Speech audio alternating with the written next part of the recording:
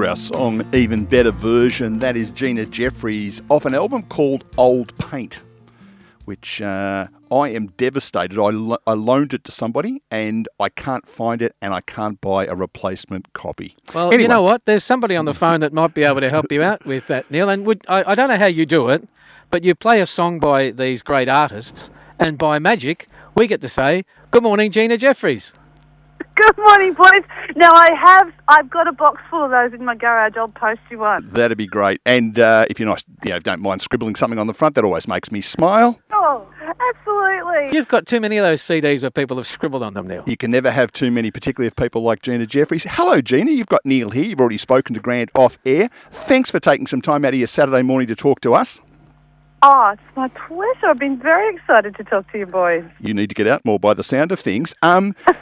Now, also, you are a breakfast announcer or a morning announcer on Star 104.5 FM on the Central Coast, I'm told.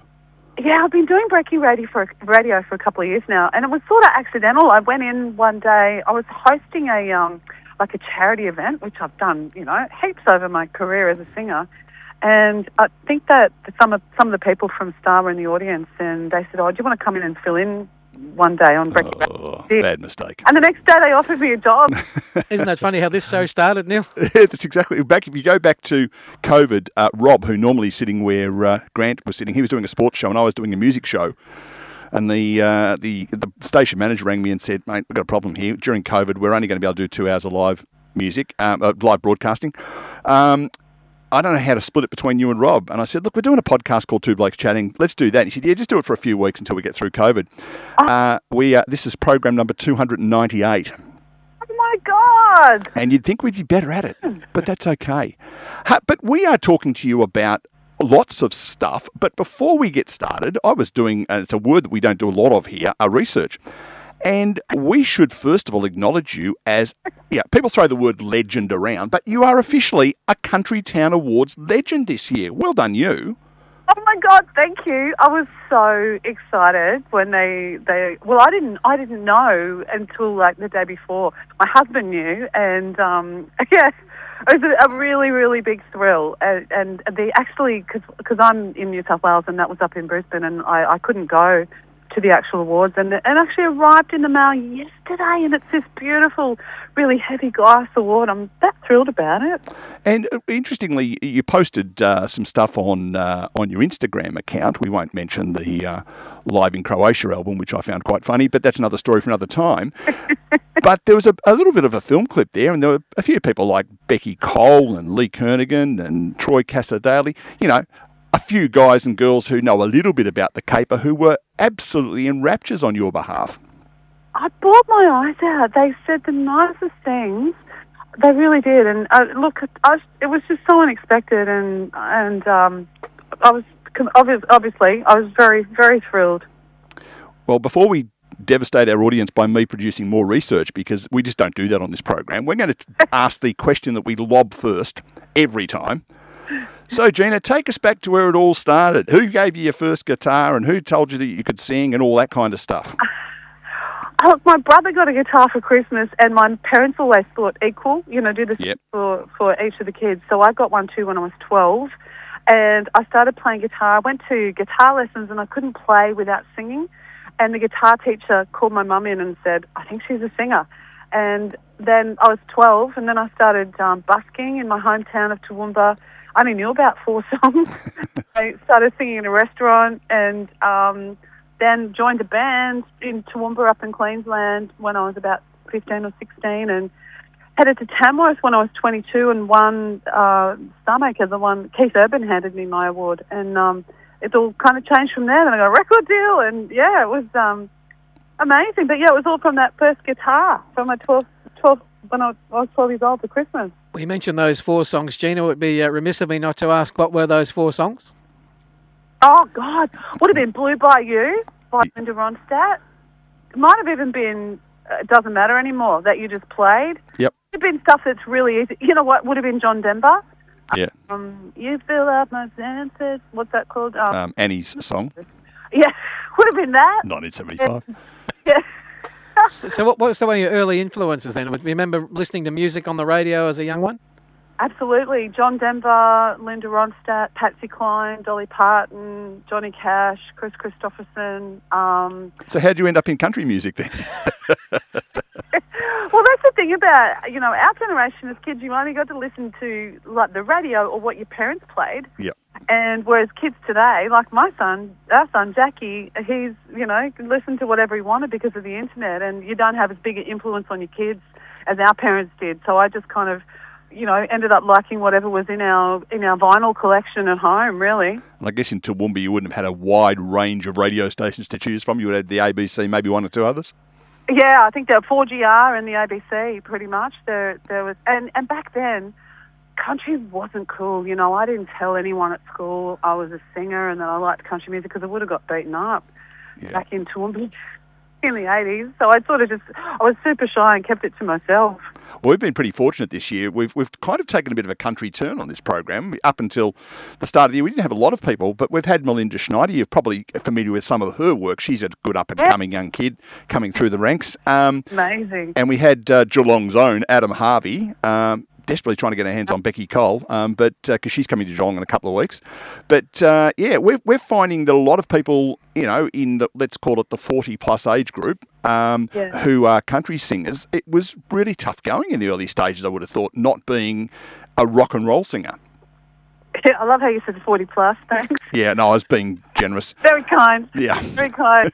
Yeah. Well, because I was lucky in the 90s, country music was having a massive comeback, I guess you could say, like Garth Brooks and Shania Twain, and that was the time I came through as well, and, with Lee Kernaghan. I was out touring with Lee Kernaghan and Keith Urban, and it was good. It was really big then, but it's having a really big resurgence now again, as you know.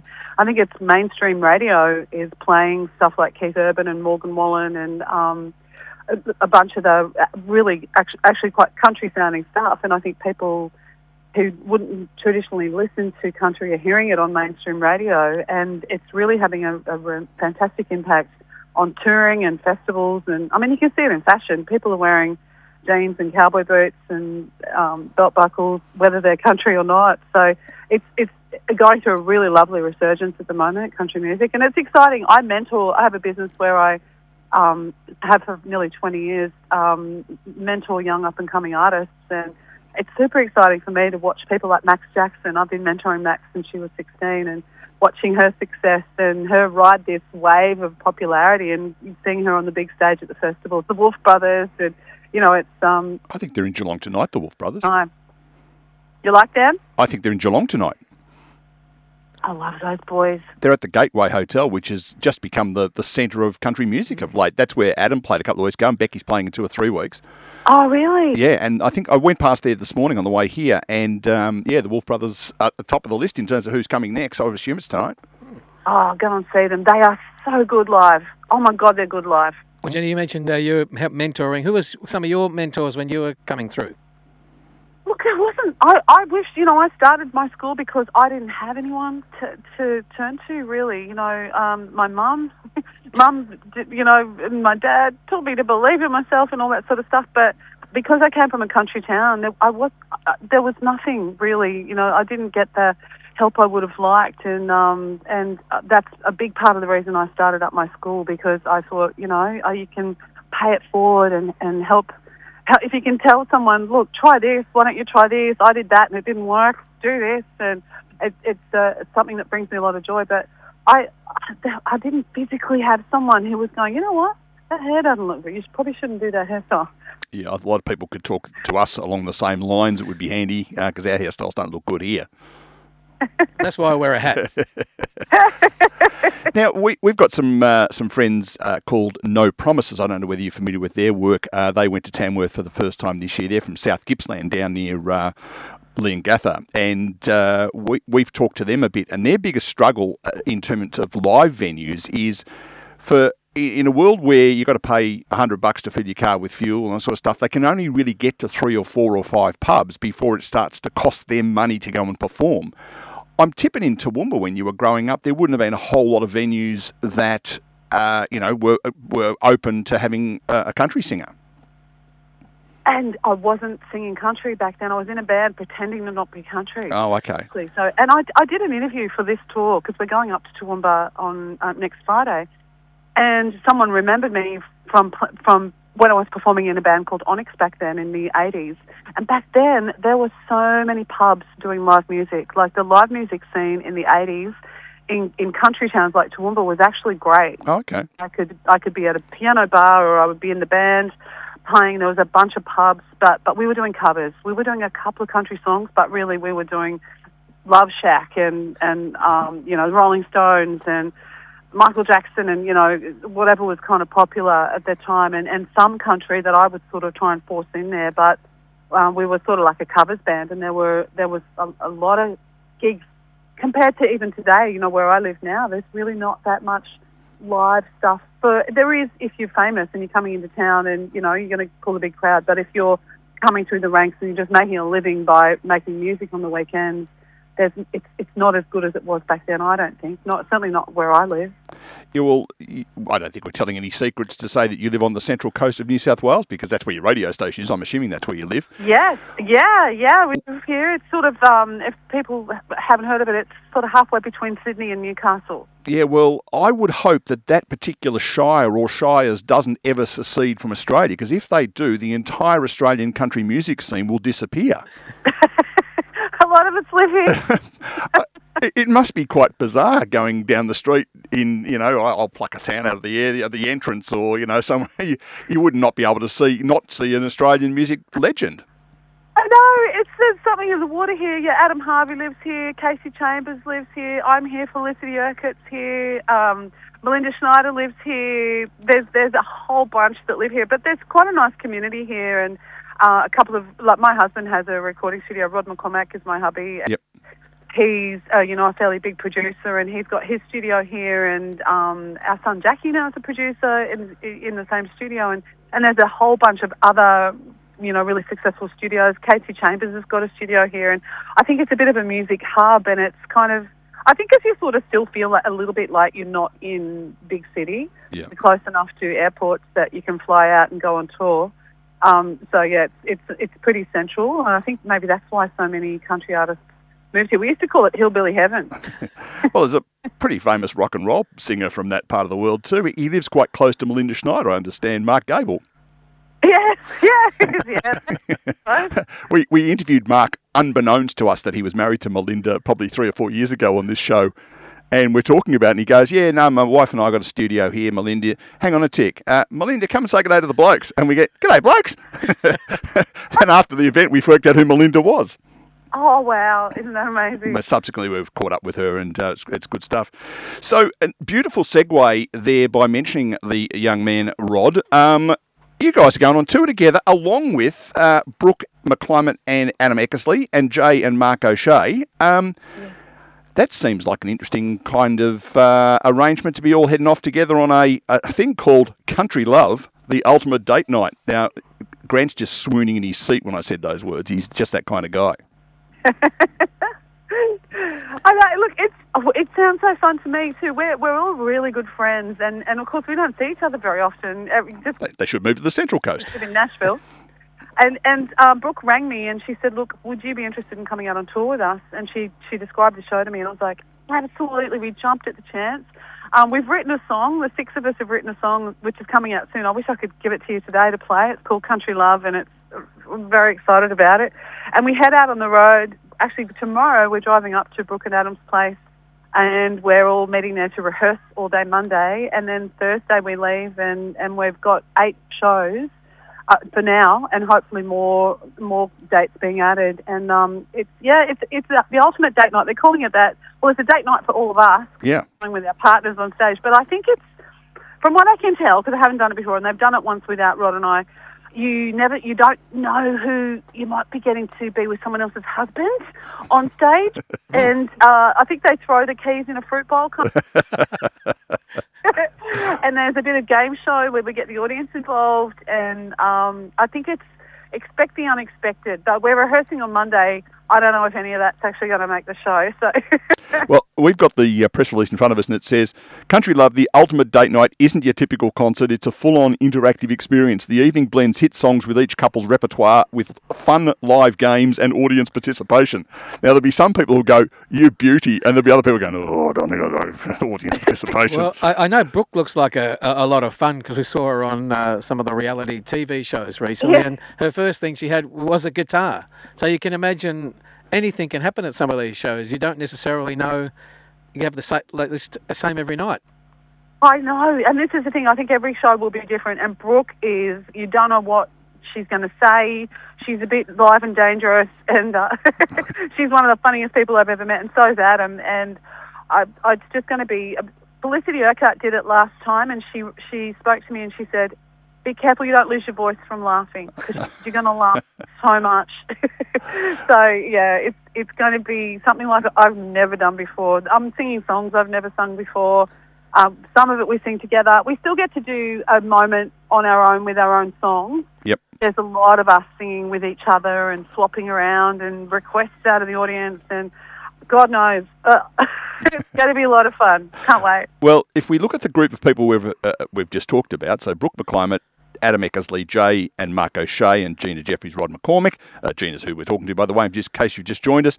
How's this for a lineup, Grant? 47 Golden Guitar Awards, 7 ARIA Awards and nominations, 6 kids, 149 guitars, and a banjo. So who's got the banjo? My husband has the banjo. He's a banjo player. Yeah, he's from the Central Coast, I suppose. There is that. Oh, my God. We were talking this morning to our regular correspondent, Steve Woods. He does an On This Day, and he was talking about the fact that on this day, Dave Gilmore sold some of his guitars, and he only had a measly 110 to sell. 149 between you lot. Oh, yeah. Wow, hey. A big chunk of those are Rod's. My husband, Rod, has won a lot of golden guitars. Because he's produced so many artists. You know, over the years he's produced Adam Harvey, who you were talking about, Becky Cole, Melinda Schneider, the Wolf Brothers, Max Jackson, Troy Cassadaly, like Paul Kelly, you name it, he's produced. So he's sort of, you know, I think that's an unfair advantage, to be honest. He's got a lot more than me. Yeah. Oh, but he probably shares them. He's got the ultimate prize in yourself, Gina. Oh, okay. I'm getting out a soft cloth that was so smooth that needs to be polished. That does. Let's look at the lineup of shows, because we have an audience that is scattered. Well, scatterbrained, if not scattered. So on this Thursday night at the Trifford in Brisbane, that's Thursday the 25th of June, and then June 26th, that's Friday night at the Armitage Centre in Toowoomba. Then you're spending the weekend in the beautiful state of Victoria. Saturday at the Port Arlington Parks Hall. It says Ballerina State down here. Sunday, it's an afternoon/twilight show, I think we call it these days. It starts about 4 o'clock, I think, at the Memo Music Hall in St Kilda. And then the following week, you've got Canberra on Thursday night. Friday, you're at the Commercial Club Hotel, in fact, in Albury. Saturday the 4th at the Evan Theatre Panthers in Penrith. And I'm going to stuff this one up. Is it Mingara or Mingara? Mingara. Mingara at the Rec Club. So there are plenty of opportunities to get along and get involved. Tickets are on sale at Country Love Australia. That's all one word, countryloveaustralia.com. And I had a quick look last night. If I were you and you were thinking of getting along there, I'd be buying the tickets today because they are selling fast, certainly the Port Arlington one. I'm even surprised there's some left. Neil, this sounds like an amazing event to be at. Absolutely. So, yes, let's get on to that. Let's sell this thing out, you lot. Now, Gina, before we let you go, the song that we played at the start of Old Paint, and I will be in touch with you, don't worry about that, to get out buying one of those CDs. I did lend it to someone, I can't remember who it was. You might have to organise 2 of those. Yeah, we'll see what we can do. I'll bring him with me to the show. Excellent. Yeah, good idea. Now, the song that I've chosen to play on your way out is of an album called Beautiful Tangle from 2019, and the song's called Cash. When I saw the title of that, I thought, a song about money. But it's not about money. It's about a really important life experience that you had. Tell us a bit about the song and what the life experience was. Well, after I won Starmaker in 91, I moved down to Sydney from my hometown of Toowoomba up in Queensland, and I was playing in a wine bar just to make some money on a Thursday night in Sydney, to like 4 drunk blokes who didn't like country music at all, and it was just awful. And then my manager rang me one day and he said, "You've just been asked to open for Johnny Cash." So I literally went from playing to 3 or 4 people to playing to 15,000 of Johnny Cash's fans, and that was in '94.